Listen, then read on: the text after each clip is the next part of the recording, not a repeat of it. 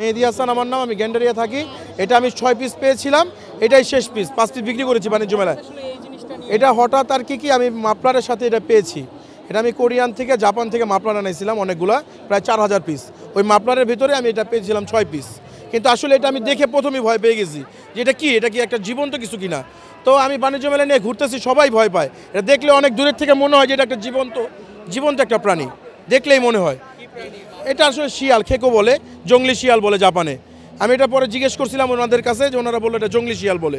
এটা দেখতে খুবই আশ্চর্যজনক, কিন্তু আসলে এটা ভয় পাওয়ার কিছু নাই, এটা কাউকে কামড় দিবে না, ভয় পাওয়ার কিছু নাই।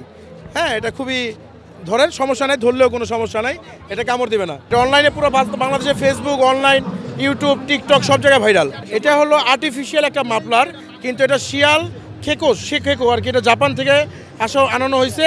এটা দেখতে অরিজিনাল, হুবহুব, নখগুলো অরিজিনাল, চামড়াটা অরিজিনাল। এটা দেখতে এমনটাই হয় যে অনেকে দেখলে ভয় পেয়ে যায়। হ্যাঁ, কিন্তু এটা কিন্তু মৃত, এখন জীবিত না।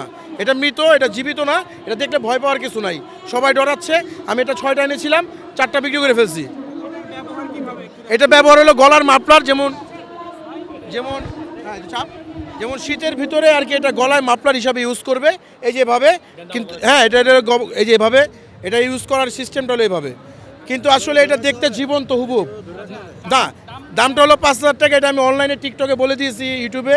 এটা এখন ভাইরাল হয়ে গেছে। হ্যাঁ, এটা বাংলাদেশ এখন ভাইরাল মোটামুটি। তো আমার কাছে একটাই আছে, আর নাই, সব বিক্রি করে ফেলছি। এটাই লাস্ট।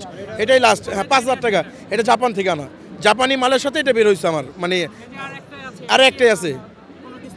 না, কোনো ডিসকাউন্ট নাই, এটা লাস্ট পিস। এটা এখন বর্তমান আস্তে হ্যাঁ, এটা ভাইরাল এখন বর্তমান, এটা আর কোনো ডিসকাউন্ট নাই, এটা শেষ পিস।